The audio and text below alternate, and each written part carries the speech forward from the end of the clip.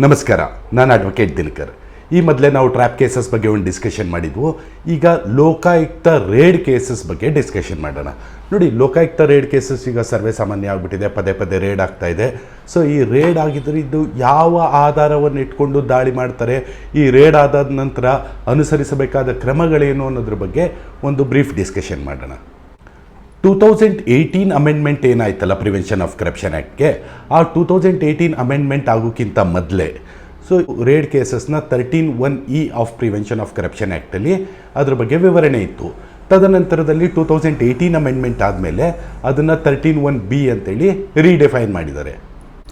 ಕೆಲವೊಂದು ಪದಗಳನ್ನ ವ್ಯತ್ಯಾಸವಾಗಿ ಅದರಲ್ಲಿ ಬಿಂಬಿಸಿದರೆ ಅನ್ನೋದನ್ನು ಹೊರತುಪಡಿಸಿದ್ರೆ 13(1)E ಅಲ್ಲಿ ಏನು ಡೆಫಿನೇಷನ್ ಇತ್ತಲ್ಲ, 13(1)B ಡೆಫಿನೇಷನ್ಗೂ ಮೇಜರ್ ಡಿಫ್ರೆನ್ಸಸ್ ಏನೂ ಇಲ್ಲ. ಸೊ ನೋಡಿ, ಇದರಲ್ಲಿ ಮೂಲ ನೀವು ತಿಳ್ಕೊಬೇಕಾಗಿರೋದೇನು ಅಂತಂದರೆ, ಯಾವುದೇ ಒಬ್ಬ ಸರ್ಕಾರಿ ನೌಕರ ತನ್ನ ಸೇವಾವಧಿಯಲ್ಲಿ ಅಂತಂದರೆ from the day of joining ಸರ್ವಿಸಿಂದ ತನ್ನ ಏನು ದಾಳಿ ಯಾವಾಗಾಯಿತು ಆ ಸಂದರ್ಭದ ತನಕ ತನ್ನ ಸೇವಾವಧಿಯಲ್ಲಿ ತನ್ನ ಬಲ್ಲ ಮೂಲ ಆದಾಯಗಳಿಗಿಂತ ಅಧಿಕವಾಗಿ ಏನಾದರೂ ಆಸ್ತಿ ಮತ್ತು ಖರ್ಚುಗಳನ್ನು ಮಾಡಿದ್ರಂತಂದರೆ, ಅಂದರೆ ಅದು ಬ್ಯಾಲೆನ್ಸ್ ಆಗಲಿಲ್ಲ ಅಂತಂದರೆ, ಅಸಮತೋಲನ ಅನ್ನೋದು ಯಾವಾಗ ಬರ್ತದೆ, ನೀವು ಒಂದು ತೋಲನೆ ಮಾಡಿದಾಗ ಆದಾಯ ಒಂದು ಕಡೆ ಇಟ್ಕೊಂಡು ನೀವು ಖರ್ಚು ಮತ್ತು ಆಸ್ತಿಗಳನ್ನ ಒಂದು ಕಡೆ ಇಟ್ಟಾಗ ಅದು ಸಮತೋಲನ ಆದರೆ ಸೊ ಅದು ಯಾವುದೇ ರೀತಿ ಪ್ರಕರಣ ಆಗಲ್ಲ. ಆ ಅಸಮತೋಲನ ಅಂತಂತಂದರೆ ಆದಾಯ ಕಡಿಮೆ ಇತ್ತು, ಅದಕ್ಕಿಂತವಾಗಿ ಅಧಿಕವಾಗಿ ತಾವು ಆಸ್ತಿಯನ್ನು ಮಾಡಿದ್ರಿ ಅಥವಾ ಖರ್ಚನ್ನು ಮಾಡಿದ್ರಿ ಅಂತಂದರೆ, ಅಂಥ ಸಂದರ್ಭದಲ್ಲಿ ಅದನ್ನು ಇಟ್ ಈಸ್ ಪ್ರಿಸ್ಯೂಮ್ ದಟ್ ನೀವು ಇಲ್ಲೀಗಲ್ ಸೋರ್ಸಸ್ಸಿಂದ ಅಂತಂದರೆ ಕರಪ್ಷನ್ ಮೆಥಡಿಂದ ಅಥವಾ ಬ್ರೈಬರಿ ಮೆಥಡ್ಸಿಂದ ತಾವು ಆ ಆಸ್ತಿ ಮತ್ತು ಖರ್ಚುಗಳನ್ನ ಮಾಡಿದ್ದೀರಿ ಅಂತಂತ ಪರಿಗಣನೆಗೆ ತೆಗೆದುಕೊಳ್ಳಲಾಗುತ್ತೆ. So this is a basic definition of 13(1)B ಅಥವಾ 13(1)E ನೋಡಿದ್ರೂ ಸಹ ನೀವು ಸೇಮ್ ಡೆಫಿನೇಷನ್ನೇ ಅದರಲ್ಲಿ ಬರ್ತದೆ. ಇದು ಟ್ರ್ಯಾಪ್ ಕೇಸಸ್ಗಳ ಥರ ಅಲ್ಲ. ನೋಡಿ, ದಾಳಿ ಪ್ರಕರಣದಲ್ಲಿ ಮಲ್ಟಿಪಲ್ ಲೇಯರ್ ಆಫ್ ಪ್ರೊಟೆಕ್ಷನ್ ಕೊಟ್ಟಿದ್ದಾರೆ. ಸೊ ನೀವು ಪಬ್ಲಿಕ್ ಸರ್ವೆಂಟ್ಸ್ಗೆ ಇದು ಟೋಟಲಿ ವಿರುದ್ಧ ಇದೆ ಅಂತಂತ ತಾವು ಅನ್ಕೋಬೋದು. ಆದರೆ ನೀವು 1947 ಫಸ್ಟ್ ಟೈಮ್ ಏನು ಎನಾಕ್ಟ್ಮೆಂಟ್ ಬಂತು, ಆವಾಗಿಂದ 1988 ಎನಾಕ್ಟ್ಮೆಂಟ್ ತೊಗೊಳ್ಳಿ, ಯಾವುದೇ ನೀವು ಎನಾಕ್ಟ್ಮೆಂಟ್ ತೊಗೊಳ್ಳಿ, ಈ ಲೇಯರ್ ಆಫ್ ಪ್ರೊಟೆಕ್ಷನ್ಸ್ ಕಂಟಿನ್ಯೂಸ್ ಆಗಿದೆ. So what are the layers of protection provided to public servants ಅಂತ ನೋಡಿ. ಯಾರ ಮೇಲಾದ್ರು ಒಂದು ಲೆಟರ್ ಬರೆದು ಬಿಡ್ಬೋದು, ಇವರು ಅಧಿಕ ಆಸ್ತಿ ಮಾಡೋರೆ ಅಂತ. ಸೊ ಸಡನ್ನಾಗಿ ಅವ್ರನ್ನ ರೇಡ್ ಮಾಡಲಿಕ್ಕೆ ಬರಲ್ಲ. ಸೊ ಏನೇನು ಪ್ಯಾರಾಮೀಟರ್ಸ್ ಫಾಲೋ ಮಾಡಬೇಕು ಅನ್ನೋದನ್ನ ನಾನು ಈ ಡಿಸ್ಕ್ರಿಪ್ಷನ್ಗೆ ಹೇಳ್ತಾ ಹೋಗ್ತೀನಿ. ನೋಡಿ, ಮೊದಲನೇದಾಗಿ ಯಾವುದಾದ್ರೂ ಸರ್ಕಾರಿ ನೌಕರ ಅಸಮತೋಲನ ಆಸ್ತಿ ಅಂತಂದರೆ ಡಿಸ್ಪ್ರಪೋರ್ಷನೇಟ್ ಇನ್ಕಮ್ ಇಟ್ಕೊಂಡಿದ್ದಾರೆ ಅಂತ ಅನ್ನೋದನ್ನ ಕಂಡು ಬಂದಾಗ, ಅಂಥ ಸಂದರ್ಭದಲ್ಲಿ ತನಿಖಾ ತಂಡವು ಒಂದು ಗುಪ್ತ ಮಾಹಿತಿ ವರದಿಯನ್ನು ತಯಾರು ಮಾಡ್ತಾರೆ. ಅದಕ್ಕೆ ಸೋರ್ಸ್ ರಿಪೋರ್ಟ್ ಅಂತ ಹೇಳ್ತಾರೆ. ಆ ಸೋರ್ಸ್ ರಿಪೋರ್ಟಲ್ಲಿ they will try to find out whether they really exist a disproportionate income or not ಅಂತ. ಸೊ ಈ ಗುಪ್ತಿ ಮಾಹಿತಿಯ ಸಂದರ್ಭದಲ್ಲಿ ಏನೇನು ಆಸ್ತಿ ಇರ್ಬೋದು ಅನ್ನೋದನ್ನ ಕಲೆ ಹಾಕ್ತಾರೆ, ಅಂದಾಜು ಖರ್ಚುಗಳನ್ನ ಕಲೆ ಹಾಕ್ತಾರೆ, ನಂತರ ಏನೇನು ಆದಾಯ ಮೂಲಗಳಿದೆ ಅನ್ನೋದ್ರ ಬಗ್ಗೆನೂ ಸಹ ಇವರು ಅಂದಾಜು ವರದಿಯನ್ನು ಪಡಿತಾರೆ. ಸೊ ಈ ಅಂದಾಜು ವರದಿಯನ್ನು ಪಡೆದಾಗ ಅದರಲ್ಲಿ ಇವ್ರದ್ದು ಡಿಸ್ಪ್ರಪೋರ್ಷನೇಟ್ ಇಲ್ಲ ಅಂತ ಕಂಡು ಬಂದರೆ ಆ ಹಂತದಲ್ಲೇ ಆ ಪ್ರಕರಣವನ್ನು ಇತ್ಯರ್ಥ ಆಗಿಬಿಡ್ತದೆ. ಸೊ ಅದ್ರ ಮೇಲೆ ಮುಂದಿನ ಕ್ರಮಗಳೇನು ಬರಲ್ಲ.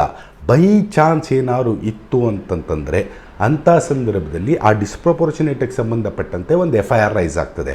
ಸೊ ಆ FIR ರೈಸ್ ಆಗೋಕ್ಕಿಂತ ಮೊದಲೇ ನಾವು ಫಸ್ಟ್ ಲೇಯರ್ ಆಫ್ ಪ್ರೊಟೆಕ್ಷನ್ ಏನಂತ ಹೇಳಿದೆ, source report should be prepared properly ಅಂತ. ನೋಡಿ, ರೀಸೆಂಟಾಗಿ ಮಂಜುನಾಥ್ ನಾಯಕ್ ಕೇಸ್ ತೊಗೊಳ್ಳಿ, ಅದರಲ್ಲಿ ನಮ್ಮ ಹೈಕೋರ್ಟ್ ಅವರೇ ಆವಾಗ ACB ಇತ್ತು. ಸೊ ACB ಇದ್ದಾಗ ಅದ್ರ ಬಗ್ಗೆ ಅಡ್ಜುಡಿಕೇಷನ್ ಮಾಡಬೇಕಾದ್ರೆ ನಮ್ಮ ಕೋರ್ಟ್ ಅವರು they have clearly specified that source report ಮಾಡೋ ಟೈಮಲ್ಲಿ ಏನೇನು ವ್ಯಾಲಿಡ್ ಗ್ರೌಂಡ್ಸ್ಗಳು ನೋಡಬೇಕು ಅದನ್ನು ನೋಡದೆ ಮಾಡಿದರೆ, ಆದ ಕಾರಣಕ್ಕೋಸ್ಕರ ಸೋರ್ಸ್ ರಿಪೋರ್ಟ್ ಮೇಲೆ FIR ಆಗಿದ್ದು. ಸೊ ಆ ಸೋರ್ಸ್ ರಿಪೋರ್ಟೇ ಸರಿ ಇಲ್ಲ ಅಂತಂದಾಗ the entire proceeding should be quashed ಅಂತೇಳಿ FIR ಕ್ವಾಶ್ ಮಾಡಿದ್ದಾರೆ.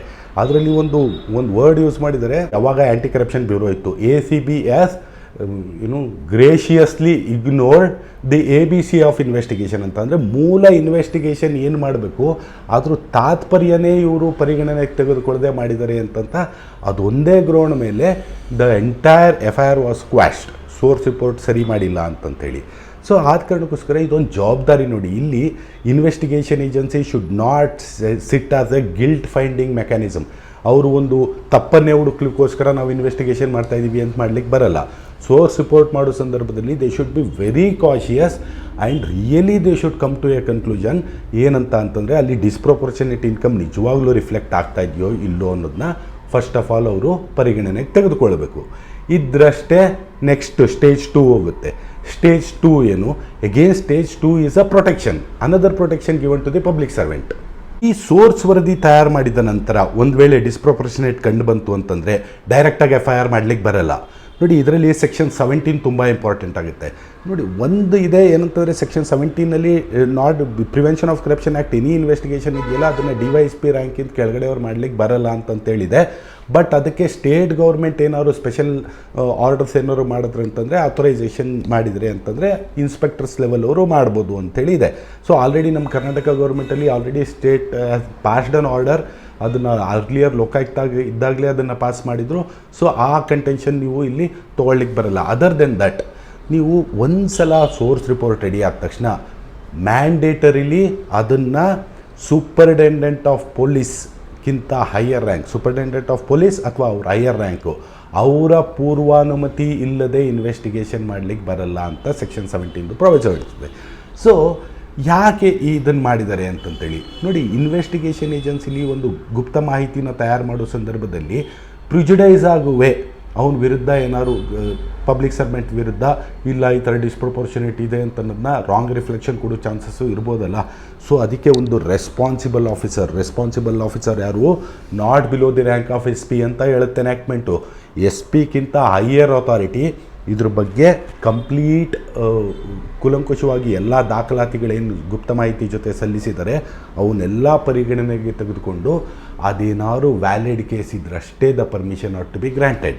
ನೋಡಿ, ಸೂರ್ಯಶಂಕರ್ ಕಾರಿ ಕೇಸ್ ಇದೆ, ಬಾಬಪ್ಪ ಕೇಸ್ ಇದೆ, ಅದರಲ್ಲೆಲ್ಲ ಇದ್ರ ಬಗ್ಗೆ how it ought to be done ಅಂತಂತಂದರೆ SP can not pass a mechanical order.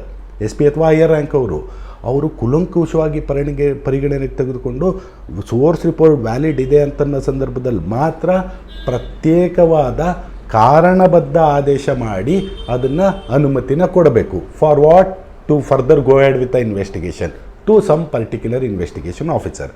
Investigation officer change ಆದಂಗೆ every investigation officer need a separate order. Even Suryashankar ಕಾರಿ ಕೇಸು, ಬಾಬಪ್ಪ ಕೇಸಲ್ಲಿ ಇದ್ರ ಬಗ್ಗೆ ಕ್ಲಿಯರಾಗಿ ಡಿಸ್ಕಷನ್ ಆಗಿದೆ.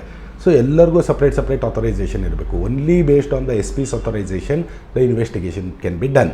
ಸೊ ಇಲ್ಲಿ superintendent of police and above rank ಅವರು if it is not a fit case in that circumstances ಅವರು they can stop the process there itself. So FIR register ಆಗಲ್ಲ. So first protection source report ಅದು valid ಆಗಿ ಮಾಡಬೇಕು. Second protection is authorisation from the SP. So that is a second protection. So ಮೂರನೇ protection ಏನಾಗುತ್ತೆ, ತದನಂತರ government ಅಫಿಷಿಯಲ್ನ ದಾಳಿಗೆ ಒಳಪಡಿಸ್ತಾರೆ. So ಆ ಸಂದರ್ಭದಲ್ಲಿ ಅವ್ರ ಮನೆ, ಕಚೇರಿ ಅಥವಾ ಇನ್ನೆಲ್ಲರೂ ಅವ್ರು ಏನಾದ್ರು ಗುಪ್ತವಾಗಿ ಇಟ್ಟಿದ್ದಾರೆ ಅನ್ನೋದು ಕಂಡು ಬಂದರೆ ಆ ಎಲ್ಲ ಜಾಗಗಳಿಗೂ ಸಹ ಇನ್ವೆಸ್ಟಿಗೇಷನ್ ಏಜೆನ್ಸಿಯವರು ದಾಳಿಯನ್ನು ಮಾಡ್ತಾರೆ. ಆ ರೀತಿ ದಾಳಿಯನ್ನು ಮಾಡಿದ ಸಂದರ್ಭದಲ್ಲಿ ತದನಂತರ ಇನ್ವೆಸ್ಟಿಗೇಷನ್ಗಿಂತ ಮೊದಲೇ they will seek a schedule statement 1 to 23. Schedule statement ಮಾಹಿತಿ 1ರಿಂದ 23 ದಾಖಲೆ ಮಾಡಲಿಕ್ಕೆ ಹೇಳ್ತಾರೆ. ಸೊ ದಿಸ್ ಈಸ್ ಕೇಸಸ್ ಈಗ 2022ಕ್ಕಿಂತ ಪ್ರಿಯರ್ದಕ್ಕೆಲ್ಲ 1ರಿಂದ 23 ಸಲ್ಲಿಸಬೇಕು. 23 ಆದಮೇಲೆ ನಾವು Lokayukta has adopted schedule statement 1 to 6. ಇದರಲ್ಲಿ ಏನೇನು ಬರ್ತದೆ ಅಂತಂತ ನೋಡಿ. ಇದರಲ್ಲಿ ನೀವು ಮೊದಲೆಲ್ಲ ಏನೇನು ಬರುತ್ತಲ್ಲ 1, 2, 3, 4 ಅವೆಲ್ಲ ತೊಗೊಂಡೋದ್ರಿ ಅಂತಂದರೆ ಎಲ್ಲ ನಿಮ್ಮ ಆದಾಯಗಳ ಬಗ್ಗೆ ಡಿಸ್ಕ್ರಿಪ್ಷನ್ಸ್ಗಳು ಬರ್ತದೆ. ನಿಮ್ಮ ಸ್ಯಾಲ್ರಿ ಬಗ್ಗೆ ಇರ್ಬೋದು, ನಿಮ್ಮ ರೆಂಟಲ್ ಇನ್ಕಮ್ ಏನು ಬಂದಿದೆ, ಆಮೇಲೆ ತದನಂತರದಲ್ಲಿ ನಿಮ್ಗೆ ಅಗ್ರಿಕಲ್ಚರಲ್ ಲ್ಯಾಂಡ್ಗಳಿದ್ರೆ ಅಗ್ರಿಕಲ್ಚರಲ್ ಲ್ಯಾಂಡದ ಇನ್ಕಮ್ ಎಷ್ಟು ಬರ್ತಾಯಿದೆ, ಈ ಥರ ಮೂಲ ನಿಮ್ಮ ಮನೆಯವ್ರು ಯಾರು ಕೆಲಸ ಮಾಡ್ತಾಯಿದ್ರೆ ಅಥವಾ ಏನಾದ್ರು ಬಿಸ್ನೆಸ್ ಮಾಡ್ತಾಯಿದ್ರೆ ಅದ್ರ ಆದಾಯ ಮೂಲಗಳೇನೇನಿದೆ, ಬ್ಯಾಂಕ್ ಲೋನ್ಗಳೇನೇನು ತೊಗೊಂಡಿದ್ದೀರಿ, ತದನಂತರದಲ್ಲಿ ಪ್ರೈವೇಟ್ ಪರ್ಸನ್ಸಿಂದ ಲೋನ್ ಏನಾದ್ರು ತೊಗೊಂಡಿದ್ರೆ ಅದರ ಬಗ್ಗೆ, ಇನ್ಶೂರೆನ್ಸ್ ಪಾಲಿಸೀಸ್ಗಳು ಯಾವ್ಯಾವ ಪ್ರೀಮಿಯಮ್ ಕಟ್ಟಿದ್ದೀರಿ, ಯಾವ್ಯಾವುದು ಮೆಚ್ಯೂರ್ ಆಗಿದೆ, ಯಾವ್ಯಾವ ಪಾಲಿಸಿ ಮೇಲೆ ಲೋನ್ ತೊಗೊಂಡಿದ್ದೀರಿ ಅದು ಬರ್ತದೆ. GPF KGID ಬಗ್ಗೆ ಬರ್ತದೆ. ನಂತರ ನೀವ್ಯಾರು ಪ್ರೈವೇಟ್ ಪರ್ಸನ್ಗೆ ಲೋನ್ಗಳು ಕೊಟ್ಟಿದ್ರೆ ಅದ್ರ ಬಗ್ಗೆ ವಿವರಣೆ ಬರ್ತದೆ. ತದನಂತರ ನೀವು ಹೋದ್ರಿ ಅಂತಂತಂದರೆ ಪಿತ್ರಾರ್ಜಿತವಾಗಿ ತಮಗೆ ಚರಾಸ್ತಿ, ಚಿರಾಸ್ತಿ ಯಾವ್ದ್ಯಾವ್ದು ಬಂತು, ಸ್ಥಿರಾಸ್ತಿ ಮತ್ತು ಚರಾಸ್ತಿ ಯಾವ್ದ್ಯಾವ್ದು ಬಂತು ಅದ್ರ ಬಗ್ಗೆ ವಿವರಣೆಗಳು ಇರ್ತದೆ. ತದನಂತರ ನೀವು ಸ್ವಯಾರ್ಜಿತವಾಗಿ ಯಾವ್ಯಾವ ಆಸ್ತಿಗಳನ್ನ ಸಂಪಾದನೆ ಮಾಡಿದ್ದೀರಿ ಅದ್ರ ಬಗ್ಗೆ ವಿವರಣೆಗಳು ಕೊಡಬೇಕು.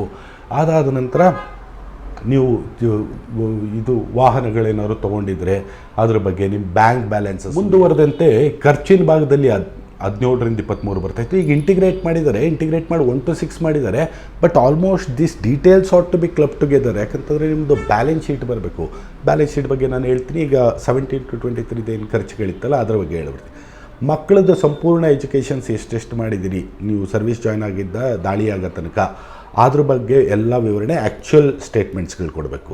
ಓಕೆ, ತದನಂತರ ನೀವು ಮನೆಯಲ್ಲಿ ಏನಾದ್ರು ಫಂಕ್ಷನ್ಗಳು ಮಾಡಿದಿರಿ, ಮದುವೆ ಆಗಿರ್ಬೋದು ಅಥವಾ ಮುಂಜಿ ಆಗಿರ್ಬೋದು ಅಥವಾ ಬರ್ಡೇಗಳಿರ್ಬೋದು ಅಥವಾ ಇದು ಯಾವುದೇ ರೀತಿ ಎನಿ ಫಂಕ್ಷನ್ಸ್, ಆ ಫಂಕ್ಷನ್ಸ್ಗಳು ಮಾಡಿದಿರಿ ಅಂತಂದರೆ ಅದಕ್ಕೆ ತಗಲಿದಂಥ ಖರ್ಚುಗಳ ಬಗ್ಗೆ ಮತ್ತು ಆ ಸಂದರ್ಭದಲ್ಲಿ ತಮಗೆ ಪಡೆದುಕೊಂಡಂಥ ಉಡುಗೊರೆಗಳ ಬಗ್ಗೆಯೂ ಸಹ ತಾವು ವಿವರಣೆಗಳನ್ನ ಕೊಡ್ಬೋದು. ಸರ್ವಿಸ್ ಇದ್ದಿದ್ದ ಟೈಮಲ್ಲಿ ಆ ಗೌರ್ಮೆಂಟ್ ಅಫಿಷಿಯಲ್ಲು ಎಲ್ಲೆಲ್ಲಿ ವಾಸ ಇದ್ದರು, ಅದಕ್ಕೆ ಬಾಡಿಗೆ ಎಷ್ಟು ಕಟ್ಟಿದ್ರು, ಕೇಬಲ್ ಚಾರ್ಜ್ ಎಷ್ಟು ಕಟ್ಟಿದ್ರು, ಮನೆಯಲ್ಲಿ ಕೆಲಸದವ್ರು ಇದ್ದರೆ ಕೆಲಸದವ್ರ ಚಾರ್ಜಸ್ ಎಷ್ಟು ಕೊಟ್ಟರು, ಡ್ರೈವರ್ ಇದ್ದರೆ ಡ್ರೈವರ್ ಚಾರ್ಜಸ್ ಎಷ್ಟೆಷ್ಟು ಕೊಟ್ಟರು, ಸೊ ಆಮೇಲೆ cable, gardening, pet animals, electricity bills ಎಷ್ಟಾಯಿತು, ಗ್ಯಾಸ್ ಬಿಲ್ ಎಲ್ಲಾಯಿತು, ಇವಿಷ್ಟೂ ಆ್ಯಕ್ಚುಯಲ್ಸ್ ಕೊಡಬೇಕು. ಈ ಆ್ಯಕ್ಚುಯಲ್ಸ್ ಅಂತಂದಾಗ ಮುಂದೆ ಎಕ್ಸ್ಪ್ಲೇನ್ ಮಾಡ್ಬೇಕಾದ್ರೆ ನಾನು ಹೇಳ್ತೀನಿ what all the mistakes that is done by government officials ಅಂತಂತೇಳಿ. ತದನಂತರ ನೀವು ಯಾವ್ದಾದ್ರು ಸಂಘ ಸಂಸ್ಥೆಗಳಿಗೆ ಏನಾದ್ರು ಮೆಂಬರ್ ಆಗಿದ್ದರೆ ಆ ಮೆಂಬರ್ಶಿಪ್ಗೆ ಎಷ್ಟು ದುಡ್ಡು ಕೊಟ್ಟಿದ್ದೀರಿ, ಆಮೇಲೆ ರಿನಿವಲ್ಗೋ ಅಥವಾ ಮಂತ್ಲಿ ಕಾಂಟ್ರಿಬ್ಯೂಷನು ಇಯರ್ಲಿ ಕಾಂಟ್ರಿಬ್ಯೂಷನ್ ಎಷ್ಟು ಕೊಟ್ಟಿದ್ದೀರಿ ಅನ್ನೋದ್ರ ವಿವರಣೆ ಕೊಡಬೇಕಾಗ್ತದೆ. ನೀವೇನಾದ್ರು ಫಾರಿನ್ ಟ್ರಿಪ್ಪು ಅಥವಾ ಇನ್ನೆಲ್ಲರೂ ಲೋಕಲ್ ಟ್ರಿಪ್ಪು ಫಾರಿನ್ ಟ್ರಿಪ್ಪು ಎಲ್ಲರೂ ಹೋಗಿದರೆ ಅದಕ್ಕೆ ತಗಲಿದ್ದಂಥ ವೆಚ್ಚದ ವಿವರಣೆಗಳನ್ನ ಕೊಡಬೇಕು. ತದನಂತರ ನಿಮ್ಮ ಮನೆಯಲ್ಲಿ ಎಷ್ಟು ಜನ ಇದ್ದಾರೆ, ಅವ್ರದ್ದು ಫುಡ್ ಹ್ಯಾಬಿಟ್ ಏನು, ಆಲ್ಕೋಹಾಲಿಕಾ ಅಥವಾ ಟೊಬ್ಯಾಕೊ ಕನ್ಸಂಪ್ಷನ್ಸು ಇಂಥವು ಬ್ಯಾಡ್ ಹ್ಯಾಬಿಟ್ಸ್ಗಳೇನಾದ್ರು ಇತ್ತಾ ಅಂತ ಅನ್ನೋದು, ಸೊ ಇದ್ರ ಬಗ್ಗೆಯೂ ಸಹ ವಿವರಣೆ ಕೊಡಬೇಕು. ಇವಿಷ್ಟು ಡಿಸ್ಕ್ರಿಪ್ಷನ್ನ ಹಾಕಿ ಅಲ್ಲಿ ವಿವರಣೆ ಕೊಡ್ತೀವಿ. 1 to 6 ಏನು ಈಗ ಹೊಸ ಫಾರ್ಮೆಟ್ ಮಾಡಿದ್ದಾರೆ, ಇದರಲ್ಲಿ ಇಂಟಿಗ್ರೇಟ್ ಮಾಡಿದ್ದಾರೆ. ಚರಾಸ್ತಿ ಮತ್ತು ಸ್ಥಿರಾಸ್ತಿನ ಏನಿದೆ ಡಿಫ್ರೆಂಟ್ ಹೇಳ್ಕೊಂಡು ಹೋದೆ 1 to 23 ಅದನ್ನು ಇಂಟಿಗ್ರೇಟ್ ಮಾಡ್ತಾ 5 ಲೀಫ್ ಇದ್ದಿದ್ದನ್ನು 1 ಲೀಫಲ್ಲಿ ಅದನ್ನು ಕವರ್ ಆಗೋವಂಗೆ ಮಾಡಿದ್ದಾರೆ. So there is no much difference of it. ಇವಿಷ್ಟು ವಿವರಣೆಗಳು ಹಾಕಿದ ಮೇಲೆ ನೀವು ಆದಾಯಗಳೆಷ್ಟಾಯಿತು ಅಂತ ಬರೆದಾಗ, ಲಿಸ್ಟ್ ಹಾಕಿದಾಗ, ಖರ್ಚುಗಳೆಷ್ಟಾಯಿತು ಅಂತ ಲಿಸ್ಟ್ ಹಾಕಿದಾಗ, ಆಸ್ತಿ ಎಷ್ಟಾಯಿತು ಅಂತ ಲಿಸ್ಟ್ ಹಾಕಿದಾಗ, ಈ ಆಸ್ತಿ ಮತ್ತು ಖರ್ಚುಕ್ಕಿಂತ ಆದಾಯ ಅಧಿಕ ಆಗಿರಬೇಕು. ಆದಾಯ ಕಡಿಮೆ ಇತ್ತು ಅಂತಂದರೆ there exist a disproportionate income. So ನಿಮಗೆ ಈ ಶೆಡ್ಯೂಲ್ ಮಾಹಿತಿಗಳನ್ನ ಕೊಡುವಂತ ಕೇಳಿದಾರಲ್ಲ, ಈ ವಿಚಾರಕ್ಕೆ ಸಂಬಂಧಪಟ್ಟಂತೆ ಭಾಳಷ್ಟು ಜನದ್ದು ಒಂದು ಪ್ರಶ್ನೆ ಏನಿದೆ ಗೌರ್ಮೆಂಟ್ ಅಫಿಷಿಯಲ್ಸ್ಗಳದ್ದು ಎಸ್ಪೆಷಲಿ, ನಾವು ಅವ್ರು ಶೆಡ್ಯೂಲ್ ಕೇಳಿದ್ರೆ ನಾವೇ ಕೊಡಬೇಕು ಅಂತ, ಕೊಡಲೇಬೇಕು ಅಂತೇಳಿ ರೂಲ್ಸ್ ಎಲ್ಲಿದೆ ಅಂತ. ಒಂದು, ಯು ಶುಡ್ ಇಂಟರ್ಪ್ರಿಟ್ ಒಂದು ಸ್ಯಾಟಿಸ್ಫ್ಯಾಕ್ಟರಿಲಿ ಅಕೌಂಟನ್ನು ವರ್ಡು ನೋಡಿ. ಈ 13(1)B ಅಥವಾ 13(1)E ಅಲ್ಲಿ ಕೇಸ್ ಆದಾಗ ನೀವು ಅಲ್ಲಿ ನೋಡಿ, ಯಾವ ಸರ್ಕಾರಿ ನೌಕರನಿಗೆ ತನ್ನ ಬಲ್ಲ ಆದಾಯಗಳಿಗಿಂತ ಅಧಿಕವಾಗಿ ಆಸ್ತಿ ಇತ್ತು ಅಂತಹ ವಿಚಾರಕ್ಕೆ ಸಂಬಂಧಪಟ್ಟಂತೆ ಅವರು ಸ್ಯಾಟಿಸ್ಫ್ಯಾಕ್ಟರಿಲಿ ಅಕೌಂಟ್ ಕೊಡಲಿಕ್ಕೆ ಫೇಲ್ ಆದರೆ ಅಂತಂದರೆ ಕ್ರಮಬದ್ಧವಾದ ಲೆಕ್ಕಾಚಾರವನ್ನು ಕೊಡಲು ವಿಫಲರಾದರೆ ಅವ್ರ ವಿರುದ್ಧ ಕೇಸ್ ಇರ್ತದೆ. ಸೊ ನಿಮಗೂ ಇದೊಂದು ಆಪರ್ಚುನಿಟಿ ಕೊಟ್ಟಿದ್ದಾರೆ ಇನ್ವೆಸ್ಟಿಗೇಷನ್ ಏಜೆನ್ಸಿ, ನೀವೇನು ಎಕ್ಸ್ಪ್ಲೇನ್ ಮಾಡೋದು ಹೇಳುತ್ತೆ ಎಕ್ಸ್ಪ್ಲೇನ್ ಮಾಡಿ ಅಂತ. 107 ಆಫ್ ಇಂಡಿಯನ್ ಎವಿಡೆನ್ಸ್ ಆ್ಯಕ್ಟ್ ತೊಗೊಂಡ್ರಿ ಅಂತಂತಂದರೆ ನಿಮ್ಗೆ ಆ ಮಾಹಿತಿಗಳೆಲ್ಲ ಗೊತ್ತಿರುವಂಥದ್ದು ಗೌರ್ಮೆಂಟ್ ಅಫಿಷಿಯಲ್ಸ್ಗೆ. ಬಟ್ ನ್ಯಾಚುರಲಿ ದಟ್ ಗೌರ್ಮೆಂಟ್ ಅಫಿಷಿಯಲ್ಗೆ ಅವರು ಲೀಫ್ಸ್ ಕೊಟ್ಟಾಗ 1 to 23 1 to 6 ಕೊಟ್ಟಾಗ they are the persons who are suppose to explain that. ನೀವು ಆ ರೀತಿ ಕೇಳಿದಾಗ ವಿವರಣೆಗಳನ್ನ ಕೊಡಲಿಲ್ಲ ಅಂತಂತಂದರೆ ನೀವು ಒಂದು ಅಕೌಂಟಿಂಗ್ ಕೊಡಲಿಕ್ಕೆ ಪ್ರಿಲಿಮಿನರಿ ಹಂತದಲ್ಲಿ ಫೇಲ್ ಆಗಿದ್ದೀರಿ ಅಂತ. ಮೂಲ ನೀವು ಅಕೌಂಟಿಂಗ್ ಕೋರ್ಟ್ಗೆ ಕೊಡಬೇಕಾಗಿರೋದು, ಆದರೆ ಕೋರ್ಟ್ಗೆ ನೀವು ಅಕೌಂಟಿಂಗ್ ಕೊಡೋಕ್ಕೂ ಇನ್ವೆಸ್ಟಿಗೇಷನ್ ಏಜೆನ್ಸಿಗೆ ಕೊಡೋಕ್ಕೂ ಡಿಫ್ರೆನ್ಸ್ ಏನಾಗ್ತದೆ ಅಂತಂದರೆ, ನೀವು ಕೋರ್ಟ್ಗೆ ನೀವು ವಿವರಣೆ ಕೊಟ್ಟಾಗ ನೀವು ಸಪೋಸ್ ಹೇಳ್ತೀರಿ ನನಗೆ ಇಂತಿಂಥದ್ದು ಬಾಡಿಗೆ ಆದಾಯಗಳಿದೆ ಅಂತಂತ, ಅಥವಾ any source of income declare. Court cannot go and investigate that matter. Investigation ಮಾಡೋಕ್ಕೆ ಯಾರಿಗಿರ್ತದೆ? ಇನ್ವೆಸ್ಟಿಗೇಷನ್ ಏಜೆನ್ಸಿಗಿತ್ತು. ತಾವೇನಾದ್ರು ಅವ್ರಿಗೆ ಇಲ್ಲ ನಂದು ಈ ಆದಾಯ ಇದೆ, ನನ್ನ ಕೃಷಿ ಆದಾಯ ಇಷ್ಟು ಬಂದಿದೆ ಅಂತಂದ ತಕ್ಷಣ they visit to that place, concerned ಅಥಾರಿಟೀಸಿಂದ ರಿಪೋರ್ಟ್ ತೊಗೋತಾರೆ. ರಿಪೋರ್ಟ್ ತೊಗೊಂಡು ಆ ರಿಪೋರ್ಟ್ ಬೇಸಿಸ್ ಮೇಲೆ they will come to a equation that yes ಇದು ಬಂದಿದೆಯೋ ಇಲ್ಲೋ ಅನ್ನೋದನ್ನು ತಮಗೆ ಅದರಲ್ಲಿ ಅವ್ರದ್ದು ಫೈನಲ್ ರಿಪೋರ್ಟಲ್ಲಿ ಅದ್ರ ಬಗ್ಗೆ ಡಿಸ್ಕ್ರಿಪ್ಷನ್ ಕೊಡ್ತಾರೆ. So this is an opportunity given to you, one type of protection. ನಾನು ಇಷ್ಟೊತ್ತು ಏನು ಪ್ರೊಟೆಕ್ಷನ್ ಎಕ್ಸ್ಪ್ಲೇನ್ ಮಾಡ್ತಾ ಇದ್ದೆ ಅದರಲ್ಲೇ this can be considered as one of the protection. ಈ 13(1)Eಗೂ ಮತ್ತು 13(1)Bಗೂ ಅಂದರೆ 2018 ಅಮೆಂಡ್ಮೆಂಟ್ಗಿಂತ ಮೊದಲಿಗೂ 2018 ಆದಮೇಲೆ ಅಮೆಂಡ್ಮೆಂಟ್ಗೂ ಒಂದೇ ಡಿಫ್ರೆನ್ಸ್ ಏನಂತಂದರೆ, ಬಲ್ಲ ಮೂಲಗಳ ಆದಾಯ ಅಂತಂದರೆ ಯಾವ ಆದಾಯ ಅನ್ನೋದೊಂದು ಡೆಫಿನೇಷನ್ ಏನಿತ್ತಲ್ಲ, ಆ ಡೆಫಿನೇಷನ್ 13(1)E ಅಂದರೆ 1988 ಎನ್ಯಾಕ್ಟ್ಮೆಂಟ್ ಆಗಿದ್ದು, ಅದಕ್ಕಿಂತ ಪ್ರಿಯರಲ್ಲಿ ಈ ಕಾನ್ಸೆಪ್ಟ್ ಇರಲಿಲ್ಲ. ನೋನ್ ಸೋರ್ಸಸ್ ಆಫ್ ಇನ್ಕಮ್ದು ಡೆಫಿನೇಷನ್ನು ಈಗ ಏನಿದೆ 2018 ಅಮೆಂಡ್ಮೆಂಟ್ ಆದಮೇಲೆ ಏನಿದೆ ಸೇಮ್ ಡೆಫಿನೇಷನ್ ಇದೆ. ಸೊ 1988 ಏನು ಅಮೆಂಡ್ಮೆಂಟ್ ಆಗಿತ್ತು 13(1)E, ಅದರಲ್ಲಿ ದೇ ಇನ್ಕ್ಲೂಡೆಡ್ ಅ ವರ್ಡ್ ಏನಂತಂತಂದರೆ, ಬಲ್ಲ ಮೂಲಗಳ ಆದಾಯ ಅಂದರೆ ಯಾವುದು ಅಂದರೆ ಯಾವುದು ಕಾನೂನಾತ್ಮಕವಾಗಿ ಅರ್ಜಿಸಿರಬೇಕು ಅಂತಂದರೆ ಲೀಗಲ್ ಸೋರ್ಸಸ್ಸಿಂದ ಅವ್ರಿಗೆ ಆದಾಯ ಬಂದಿರಬೇಕು, ಮತ್ತು ಆ ಆದಾಯನ ಕಾಂಪಿಟೆಂಟ್ ಅಥಾರಿಟಿಗೆ ಪ್ರಿವೇಲಿಂಗ್ ರೂಲ್ಸ್ ಆ್ಯಂಡ್ ರೆಗ್ಯುಲೇಷನ್ಸ್ ಪ್ರಕಾರ, ಅಂದರೆ ನೀವು ಕಾಂಡಕ್ಟ್ ರೂಲ್ಸಲ್ಲಿ ರೂಲ್ 23 ಮತ್ತು ರೂಲ್ 24 ತೊಗೊಂಡ್ರಿ ಅಂತಂದರೆ KCSRದು, ಅದರಲ್ಲಿ ನೀವು ಏನೇನು ಕಾಂಪಿಟೆಂಟ್ ಅಥಾರಿಟಿಗೆ ಡಿಕ್ಲೇರ್ ಮಾಡಬೇಕು ಅನ್ನೋದ್ರ ಬಗ್ಗೆ ಇದೆ. ಒಂದು ಪೂರ್ವಾನುಮತಿ ಪಡಿಬೇಕು ಯಾವುದಾದ್ರು ಆಸ್ತಿ ತೊಗೊಂಡಾಗ, ತದನಂತರ ಆ ಆಸ್ತಿ ತೊಗೊಳ್ಳಿಕ್ಕೆ ಎಲ್ಲಿಂದ ಆದಾಯ ಬಂತು ಆ ಸೋರ್ಸ್ಗಳನ್ನೆಲ್ಲ ಅವ್ರಿಗೆ ಡಿಕ್ಲೇರ್ ಮಾಡಬೇಕು. ಅದಾದ ನಂತರ ವಾರ್ಷಿಕ ಆಸ್ತಿ ಮತ್ತು ದಾಯಿತ್ವದ ಪಟ್ಟಿಯಲ್ಲಿ ನಿಮ್ಮ ಅಸೆಟ್ಸ್ ಆ್ಯಂಡ್ ಲಯಬಿಲಿಟೀಸ್, ನಿಮ್ದು ಏನೇನು ಅಸೆಟ್ ಇದೆ ಲಯಬಿಲಿಟಿ ಇದೆ ಆ ಸೋರ್ಸಸ್ ಏನು ಆದಾಯ ಬರ್ತಾಯಿದೆ ಅವನ್ನೆಲ್ಲನೂ ನೀವು ಈಗ 2018 ಅಮೆಂಡ್ಮೆಂಟ್ ಏನಾಗಿದೆಯಲ್ಲ, 2018 ಅಮೆಂಡ್ಮೆಂಟ್ ಆದಮೇಲೆ ಯಾವುದು ಬಲ್ಲ ಮೂಲಗಳ ಆದಾಯ, ನೋನ್ ಸೋರ್ಸಸ್ ಆಫ್ ಇನ್ಕಮ್ ಯಾವುದು ಅಂತಂದರೆ ಯಾವುದನ್ನು ಕಾನೂನುಬದ್ಧವಾಗಿ ಅರ್ಜಿಸಿದರೋ ಅದು ಅಂತಂತ ಹೇಳ್ಬಿಟ್ಟಿದೆ. ಕಾಂಪಿಟೆಂಟ್ ಅಥಾರಿಟಿಗೆ ಡಿಕ್ಲೇರ್ ಮಾಡಬೇಕು, ಅದನ್ನಷ್ಟೇ ನೋನ್ ಸೋರ್ಸಸ್ ಆಫ್ ಇನ್ಕಮ್ ತೊಗೋಬೇಕು ಅಂತೇನು ಅರ್ಲಿಯರ್ ಡೆಫಿನೇಷನಲ್ಲಿತ್ತು, ಅದು that is been taken away now. So ಈಗ ಅದು ಇಲ್ಲ ಅದರಲ್ಲಿ. ಇದಾದ ನಂತರ ಅಡಿಷನಲಿ ಇನ್ನೊಂದು ಪ್ರೊಟೆಕ್ಷನ್ ಎಸ್ಟಾಬ್ಲಿಷ್ ಆಗಿದೆ. ಇನ್ನೊಂದು ಪ್ರೊಟೆಕ್ಷನ್ ಏನು ಕೊಟ್ಟಿದ್ದಾರೆ ಗೌರ್ಮೆಂಟ್ ಅಫಿಷಿಯಲ್ಗೆ ಅಂತಂದರೆ, ಈ ತನಿಖಾಧಿಕಾರಿಯು ಈ ದೋಷಾರೋಪಣ ಪಟ್ಟಿ ಏನು ಹೇಳ್ತೀವಲ್ಲ, ದೋಷಾರೋಪಣ ಪಟ್ಟಿ ಅಲ್ಲದೆ, ಸೊ ದೋಷಾರೋಪಣೆ ಪಟ್ಟಿಗೆ ಒಳಗೊಂಡಂತೆ ಒಂದು ಅಂತಿಮ ತನಿಖಾ ವರದಿಯನ್ನು ತಯಾರು ಮಾಡ್ತಾರೆ. ಸೊ ಈ ಅಂತಿಮ ತನಿಖಾ ವರದಿ, final investigation report, okay, this is part of the charge sheet, not in ಅದೇ ಚಾರ್ಜ್ ಶೀಟ್ ಅಲ್ಲ, okay, it's part of the charge sheet. ಆ ಅಂತಿಮ ತನಿಖಾ ವರದಿ ಅದರದ್ದು ಇಂಪಾರ್ಟೆನ್ಸ್ ಏನು ಗೊತ್ತಾ, that is also one of the protection. ಇಲ್ಲಿ ತನಿಖಾಧಿಕಾರಿ, ಈಗ ಸಪೋಸ್ ನೀವು ಒಂದು ಆದಾಯ ಹೇಳಿದಿರಿ, ಈ ಆದಾಯನ ಲೆಕ್ಕಕ್ಕೆ ತೊಗೋತಾ ಇಲ್ವಾ, ಲೆಕ್ಕಕ್ಕೆ ತೊಗೊಳ್ಳಲ್ಲ ಅನ್ನೋದಾದರೆ ಯಾವ ಕಾರಣದ ಮೇಲೆ ಇದನ್ನು ಲೆಕ್ಕಕ್ಕೆ ತೆಗೆದುಕೊಳ್ಳಲ್ಲ ಅಂತನ್ನೋದನ್ನ ಅದರಲ್ಲಿ ವಿವರಣೆ ಬರೀಬೇಕು. ಸೊ ನಿಮ್ಮ ಆಸ್ತಿಗೆ ಸಂಬಂಧಪಟ್ಟಂಗೆ, ನಿಮ್ಮ ಖರ್ಚಿಗೆ ಸಂಬಂಧಪಟ್ಟಂತೆ ಮತ್ತು ನಿಮ್ಮ ಆದಾಯಕ್ಕೆ ಸಂಬಂಧಪಟ್ಟಂಗೆ, ಇವು ಮೂರಕ್ಕೂ ಸಂಬಂಧಪಟ್ಟಂತೆ individually they are to give explanation on everything. ಯಾವುದು ತೆಗೆದುಕೊಂಡಿದ್ದೀನಿ, ಯಾಕೆ ತೊಗೋತಾ ಇದ್ದೀನಿ, ಅಥವಾ ಯಾವ್ದು ತೊಗೊಂಡಿಲ್ಲ, ಯಾಕೆ ತೊಗೊಳ್ಳಲ್ಲ. ಸೊ ಈ ಕಾರಣಗಳೇನು ಅವ್ರು ಸೂಚಿಸ್ತಾರಲ್ಲ, ಅದ್ರ ಕ್ರಮಬದ್ಧತೆ will become a subject matter in the court. So ಕೋರ್ಟಲ್ಲಿ ಪ್ರೈಮ್ ಡಿಸ್ಕಷನ್ ಆಗದೆ ಆ ವಿಚಾರಗಳು. ಸಪೋಸ್ ನಿಮ್ಮದು ಓವರಾಲ್ ಇನ್ಕಮ್ಸ್ಗಳು ಅಥವಾ ಎಕ್ಸ್ಪೆಂಡಿಚರ್ಸು ಅಥವಾ ಅಸೆಟ್ಸ್ ಬಗ್ಗೆ ನೀವೇನಾದ್ರು ವಿವರಣೆ ಕೊಟ್ಟು ಅದನ್ನು ತನಿಖಾಧಿಕಾರಿ ಏನಾದ್ರು ಒಪ್ಕೊಂಬಿಟ್ಟಿದ್ರೆ ಆ ಟಾಪಿಕ್ಸ್ಗಳ ಬಗ್ಗೆ ಅದು ಡಿಸ್ಕಷನ್ನೇ ಬರಲ್ಲ. That will not be discussed in the court. So those all things will be excluded. Only disputed ಪಾಯಿಂಟ್ಸ್ಗಳೇನಿರ್ತಾವಲ್ಲ, that will become subject matter of the court. And ಅದ್ರ ಮೇಲೆ ಅಷ್ಟೇ ನೀವು ಎವಿಡೆನ್ಸ್ ಅವ್ರು ಲೀಡ್ ಮಾಡಬೇಕು, ನೀವು ಲೀಡ್ ಮಾಡಬೇಕು ಅನ್ನೋ ಪ್ರಶ್ನೆ ಬರ್ತದೆ. ಸೊ ಈ ಡಿಕ್ಲರೇಷನ್ ಪ್ಯಾಟ್ರನ್ಸಲ್ಲಿ ಗೌರ್ಮೆಂಟ್ ಅಫಿಷಿಯಲ್ಸ್ ಭಾಳಷ್ಟು ಮಿಸ್ಟೇಕ್ಸ್ಗಳು ಮಾಡ್ತಾರೆ. ಸೊ ಆ ಮಿಸ್ಟೇಕ್ಸ್ಗಳು ಏನೇನು ಅಂತ ಅನ್ನೋದನ್ನ ನಾನು ಕಾಂಡಕ್ಟ್ ರೂಲ್ಸ್ ಎಕ್ಸ್ಪ್ಲೈನ್ ಮಾಡಬೇಕಾದ್ರೆ 23-24 ಪ್ರಿಯರ್ ಪರ್ಮಿಷನ್ ಹೆಂಗೆ ತೊಗೋಬೇಕಾಗಿತ್ತು, ಏನೇನು ಡಿಕ್ಲೇರ್ ಮಾಡಬೇಕು, ಯಾವ ರೀತಿ ಡಿಕ್ಲರೇಷನ್ ಕೊಡಬೇಕು, ಅದು ಏನೇನು ಡಿಕ್ಲೇರ್ ಮಾಡಲ್ಲ, ಮತ್ತು ಭಾಳಷ್ಟು ಸಂದರ್ಭದಲ್ಲಿ IT ರಿಟರ್ನ್ಸ್ಗಳನ್ನ ಫೈಲ್ ಆಗ್ತದೆ.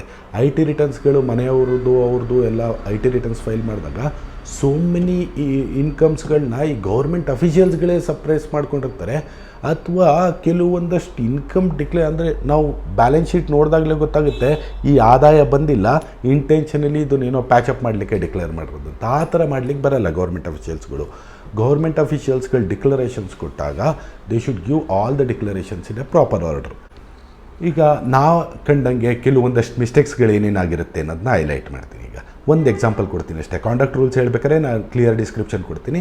ಈಗ ಒಂದು ಎಕ್ಸಾಂಪಲ್ ಏನಂತಂದರೆ, ಈಗ ಒಂದು ಗೌರ್ಮೆಂಟ್ ಅಫಿಷಿಯಲ್ ಒಂದು ಬಿಲ್ಡಿಂಗ್ ಇರ್ತದೆ, ಅದನ್ನು ಬಾಡಿಗೆ ಕೊಟ್ಟಿರ್ತಾರೆ. ಬಾಡಿಗೆ ಕೊಟ್ಟ ತಕ್ಷಣ ಅಲ್ಲಿ ಬಾಡಿಗೆದು ಆ್ಯಕ್ಚುಲಿ ರೆಂಟ್ಗೆ ಯಾರು ಇರ್ತಾರೆ ಅವರೇ TDS ಮಾಡಿ ದೆನ್ ಆನ್ ಇವ್ರ ಅಕೌಂಟಿಗೆ ದುಡ್ಡು ಹಾಕಬೇಕು. First and the foremost account ಥ್ರೂಸ್ ಇದು ತೊಗೊಳ್ಳಲ್ಲ, ಏನು ರೆಂಟ್ ತೊಗೊಳ್ಳಲ್ಲ. That is one mistake. Second mistake ಏನಂತಂದರೆ, ಆ ರೆಂಟಲ್ ಕೊಟ್ಟಿದ್ದಕ್ಕೆ ಪ್ರಾಪರ್ ಡಾಕ್ಯುಮೆಂಟೇಷನ್ ಮಾಡ್ಕೊಳ್ಳಲ್ಲ, ಅದು ಸೆಕೆಂಡ್ ಮಿಸ್ಟೇಕ್. ಮೂರನೇದೇನಂತಂತಂದರೆ, ಆ ಆದಾಯ ಏನು ಬಂದಿರುತ್ತಲ್ಲ ಅದನ್ನು ಇನ್ಕಮ್ ಟ್ಯಾಕ್ಸ್ ಡಿಕ್ಲೇರ್ ಮಾಡಬೇಕಾದ್ರೆ ನೀವು ಇನ್ಕಮ್ನ ಸಪ್ರೆಸ್ ಮಾಡೋ ನಿಮ್ಮ ಇನ್ಕಮ್ ಟ್ಯಾಕ್ಸ್ನ ಸಪ್ರೆಸ್ ಮಾಡೋ ಅಟೆಂಪ್ಟಲ್ಲಿ ನೀವು ಇನ್ಕಮ್ನೇ ಸಪ್ರೆಸ್ ಮಾಡ್ಕೊಂಬಿಟ್ಟಿರ್ತಾರೆ ಗೌರ್ಮೆಂಟ್ ಅಫಿಷಿಯಲ್ಸ್ಗಳು. ಅವ್ರು ಏನು ಮಾಡ್ತಾರೆ ಅಂತಂದರೆ, ಈಗ ಏನು 10 ಲಕ್ಷ ಬಾಡಿಗೆ ಬಂದಿದೆ ಅಂತಂತಂದರೆ ಈ ಇನ್ಕಮ್ ಟ್ಯಾಕ್ಸ್ ಅವಾಯ್ಡ್ ಮಾಡಲಿಕ್ಕೋಸ್ಕರ 1 ಲಕ್ಷ ಡಿಕ್ಲೇರ್ ಮಾಡ್ಕೊಂಬಿಡೋದು. ಸೊ ನೀವು ವಾಲಂಟರಿಲಿ ನೀವೇ ಇನ್ಕಮ್ ಟ್ಯಾಕ್ಸ್ ಡಿಪಾರ್ಟ್ಮೆಂಟ್ ಅವ್ರಿಗೆ ನಮ್ಮದು ಇನ್ಕಮ್ ಬಂದಿರೋದೇ 1 ಲಕ್ಷ ಅಂತಂದಾಗ ಬಟ್ ನ್ಯಾಚುರಲಿ ತನಿಖಾಧಿಕಾರಿ directly stick on to it, ಇವರೇ ಡಿಕ್ಲೇರ್ ಮಾಡ್ಕೊಂಡಿದ್ದಾರೆ ಇನ್ಕಮ್ ಟ್ಯಾಕ್ಸಲ್ಲಿ, why that should not be taken into account ಅಂತ ಬಂದುಬಿಡ್ತದೆ. ಸೊ ಕಾಂಟ್ರಾಕ್ಟ್ ರೂಲ್ಸ್ ಹೇಳ್ಬೇಕಾದ್ರೆ ನಾನು ಹೇಳ್ತೀನಿ ವಾಟ್ ಆಲ್ ದ ಮಿಸ್ಟೇಕ್ಸ್, ಈ ಕಾರ್ಡ್ ಸ್ವ್ಯಾಪ್ ಕಂಟಿನ್ಯೂಸ್ ಮಾಡೋದು, ಆಮೇಲೆ ವೆಹಿಕಲ್ಸ್ ಎಕ್ಸ್ಪೆಂಡಿಚರ್ಸ್, ಇದ್ರ ಬಗ್ಗೆ ಎಲ್ಲ I will give a detailed description about that. So let us focus only on 13(1)(e) ಅಥವಾ 13(b) 1B. ಸೊ ಇದ್ರ ಬಗ್ಗೆ ಫರ್ದರ್ ಹೇಳ್ಬೇಕಂತಂದರೆ ನೋಡಿ, ಆ ಲೇಯರ್ ಆಫ್ ಪ್ರೊಟೆಕ್ಷನ್ಸ್ ಹೇಳ್ತಾ ಬಂದೆ. ಈ ಕಾರಣಬದ್ಧವಾದವ್ರು ಮಾಡಿರ್ತಾರೆ, ಮಾಡಾದ್ಮೇಲೆ ಅಲ್ಲಿಗೆ ಮುಗಿದೋಯ್ತಾ ಅಷ್ಟೇನ ಪ್ರೊಟೆಕ್ಷನ್ ಇಲ್ಲ. ಇದೇನು ಮಾಡಿರ್ತಾರೆ ಇದ್ರ ಕಾರಣ ವಿವರಣೆ ಸಂಪೂರ್ಣ ದಾಖಲಾತಿಗಳನ್ನು ಸಕ್ಷಮ ಪ್ರಾಧಿಕಾರ ಅಂತಂದರೆ ಯಾರು ಗೌರ್ಮೆಂಟ್ ಅಫಿಷಿಯಲ್ನ ತೆಗೆದುಹಾಕುವ ಅಧಿಕಾರ ಇರ್ತದೆ ಅವ್ರಿಗೆ ಸಲ್ಲಿಸಬೇಕು. ಅವರು ಅದನ್ನು ಸ್ಕ್ರೂಟಿ ಮಾಡಿ ವ್ಯಾಲಿಡ್ ಇದ್ದರಷ್ಟೇ they have to give sanction. ಇಲ್ಲ ಅಂತಂತಂದರೆ ಅವ್ರಿಗೆ ಅನುಮತಿ ಕೊಡ್ಲಿಕ್ಕೆ ಬರಲ್ಲ. ಅನುಮತಿ ಅವ್ರು ರಿಜೆಕ್ಟ್ ಮಾಡಿದ್ರು ಅಂತಂದರೆ ಅದ್ರಾಗೆ ಎಷ್ಟು ಅಪೀಲ್ ಮಾಡ್ಲಿಕ್ಕೆ ಬರಲ್ಲ, ರಿವ್ಯೂ ಮಾಡ್ಲಿಕ್ಕೆ ಬರಲ್ಲ, ಏನು ಮಾಡ್ಲಿಕ್ಕೆ ಬರಲ್ಲ, ಆ ಕೇಸ್ ಅಲ್ಲೇ ಕ್ಲೋಸ್ ಆಗಿಬಿಡುತ್ತೆ. ಸೊ ಸಕ್ಷಮ ಪ್ರಾಧಿಕಾರ ಅಂದರೆ ಯಾರು, ಈ ಗೌರ್ಮೆಂಟ್ ಅಫಿಷಿಯಲ್ನ ಕೆಲಸದಿಂದ ತೆಗೆದುಹಾಕುವಂತಹ ಅಧಿಕಾರ ಆ ಸಂದರ್ಭದಲ್ಲಿ ಯಾವ ಅಧಿಕಾರಿಗಿರ್ತದೋ ಅವರೇ ಸಕ್ಷಮ ಪ್ರಾಧಿಕಾರ ಆಗ್ತಾರೆ. ಅವ್ರ ಅನುಮತಿ ಕೊಟ್ಟರಷ್ಟೇ ಕೇಸ್ ನಡೆಯುತ್ತೆ. So there is also protection. ಇವೆಲ್ಲನೂ ಅವ್ರ ಪರಿಗಣನೆಗೆ ತೆಗೆದುಕೊಂಡು ಇಲ್ಲ ಫಿಟ್ ಕೇಸೇ ಅಲ್ಲ, the should not be prosecuted ಅಂತಂತಂದರೆ there also the case ends. So ನಿಮಗೆ ನಾನು ಎಲ್ಲ ಬ್ರೀಫಾಗಿ ಹೇಳ್ತಾ ಬರ್ತೀನಿ. ಒಂದು ಸೋರ್ಸ್ ರಿಪೋರ್ಟ್ ಮಾಡಬೇಕು, ದಟ್ ಈಸ್ ಅ ಪ್ರೊಟೆಕ್ಷನ್. ಅದಾದ ನಂತರ ಅದು SP ಗೆ ಸಬ್ಮಿಟ್ ಆಗಿ ಆಥರೈಸೇಷನ್ ಬರಬೇಕು, ದಟ್ ಈಸ್ ಅ ಪ್ರೊಟೆಕ್ಷನ್. ಅದಾದ ನಂತರ ಶೆಡ್ಯೂಲ್ ಸ್ಟೇಟ್ಮೆಂಟ್ ತೊಗೋಬೇಕು. ಶೆಡ್ಯೂಲ್ ಸ್ಟೇಟ್ಮೆಂಟಲ್ಲಿ ನಿಮ್ಮ ಸಂಪೂರ್ಣ ವಿವರಣೆ ಕೊಡೋ ಒಂದು ಆಪರ್ಚುನಿಟಿ ಇದೆ, that is also A protection. ಅದಾದ ನಂತರ ಫೈನಲ್ ಇನ್ವೆಸ್ಟಿಗೇಷನ್ ರಿಪೋರ್ಟ್ ತಯಾರು ಮಾಡ್ತಾರೆ, ಅದು ಕಾರಣಬದ್ಧವಾಗಿರಬೇಕು. ಅದಾದ ನಂತರ ಸ್ಯಾಂಕ್ಷನಿಂಗ್ ಅಥಾರಿಟಿಗೆ ಹೋಗುತ್ತೆ. Sanctioning authority also makes a decision on that. ಇವಿಷ್ಟಾದ ಮೇಲೂ ದೇರ್ ಈಸ್ ಅ ಡಿಸ್ಪ್ರೊಪೊರ್ಷನೇಟ್ ಅಂತ ಕಂಡು ಬಂದರೆ then on it will be submitted to court. So ಕೋರ್ಟ್ನಲ್ಲಿ ಮಾಮೂಲಿ ನಿಮಗೆ ಡಿಸ್ಪ್ರೊಪೊರ್ಷನೇಟ್ ಬಗ್ಗೆ ರಾಂಗ್ ಡಿಸಿಷನ್ಸ್ ಇದೆ ಅನ್ನೋದಾದರೆ you can go for discharge. ಅದು you need not wait till the evidence ಸ್ಟೇಜ್ಗಿಂತ ಮೊದಲೇ there is no case against me, ನಾನು ಡಿಸ್ಚಾರ್ಜ್ ಮಾಡಿ ಅಂತ ಮಾಡ್ಬೋದು. ಅಥವಾ ವ್ಯಾಲಿಡಿಟಿ ಆಫ್ ದ ಚಾರ್ಜ್ ಶೀಟ್ನ 482 ಕೆಳಗಡೆ ಹೈಕೋರ್ಟಲ್ಲಿ ಚಾಲೆಂಜ್ ಮಾಡ್ಬೋದು. ಇಲ್ಲ ಅಂತಂದರೆ ಟ್ರಯಲ್ನೇ ನಡೆಸಿ, ಟ್ರಯಲಲ್ಲಿ ನೀವು ನಿಮ್ಮ ಪರವಾಗಿ ನಿಮ್ಮ ಎಸ್ಟಾಬ್ಲಿಷ್ಮೆಂಟ್ಸ್ಗಳು ಮಾಡಿ ಯು ಕ್ಯಾನ್ ಅಕ್ವಿಟಲ್ ತೊಗೋಬೋದು. ಸೊ ಇದರಲ್ಲಿ ಬರ್ಡನ್ ಆಫ್ ಪ್ರೂಫ್ ಯಾರ ಮೇಲೆ ಇರುತ್ತೆ ಅನ್ನೋದೊಂದು ಕ್ವಶನ್ ಬರುತ್ತೆ. ನೋಡಿ, ಯಾವುದೇ ಒಂದು ಕ್ರಿಮಿನಲ್ ಕೇಸಲ್ಲಿ ಜನರಲ್ ನೋಷನ್ ಏನಂತಂತಂದರೆ ಕ್ರಿಮಿನಲ್ ಜುರಿಸ್ಪ್ರುಡೆನ್ಸ್ ಏನು ಹೇಳುತ್ತೆ, ಯಾವುದೇ ಒಂದು ಕೇಸ್ನ ಪ್ರೂವ್ ಮಾಡೋ ಸಂಪೂರ್ಣ ಜವಾಬ್ದಾರಿ ಪ್ರಾಸಿಕ್ಯೂಷನ್ ಮೇಲೆ ಇರುತ್ತೆ ಅಂತಂತ. ಸೊ ಬೇಸಿಕ್ ಎಸೆನ್ಷಿಯಲ್ಸ್ ಅವ್ರು ಪ್ರೂವ್ ಮಾಡಿಬಿಟ್ರೆ ಡಿಸ್ಪ್ರೊಪೊರ್ಷನೇಟ್ ಕೇಸಲ್ಲಿ ಬರ್ಡನ್ ಏನಿದೆಯಲ್ಲ ಆರೋಪಿತರ ಮೇಲೆ ಶಿಫ್ಟ್ ಆಗ್ತದೆ, ಈ ಅಷ್ಟು ಎಸ್ಟಾಬ್ಲಿಷ್. ಸೊ ಇದು video should not be too lengthy ಅನ್ನೋ ವಿಷಯಕ್ಕೋಸ್ಕರ ಒಂದು short description on disproportionate income. So disproportionate income ಕೇಸಸಲ್ಲಿ ರೇಡ್ ಕೇಸಸ್ ಬಗ್ಗೆ ಏನಾದರೂ ಡೌಟ್ಸು ಕ್ಲಾರಿಫಿಕೇಷನ್ಸ್ ಇದ್ದರೆ ಕಮೆಂಟ್ ಮಾಡಿ ಅಥವಾ ಕಾಲ್ ಮಾಡಿ, we will give all the clarifications. ಆಮೇಲೆ ಇದೇ ರೀತಿ ಯಾವುದಾದ್ರು ಸಬ್ಜೆಕ್ಟ್ಸ್ ಮೇಲೆ ವಿಡಿಯೋಸ್ ಬೇಕು ಅಂತಂತಂದರೆ ಅದ್ರ ಮೇಲೂ ಸಹ ತಾವು ಕಮೆಂಟ್ ಮಾಡಿ ಅಥವಾ ನಮ್ಗೆ ಕಾಲ್ ಮಾಡಿ ಇಂಟಿಮೇಟ್ ಮಾಡಿ. We do research on that and we make videos on that subjects also.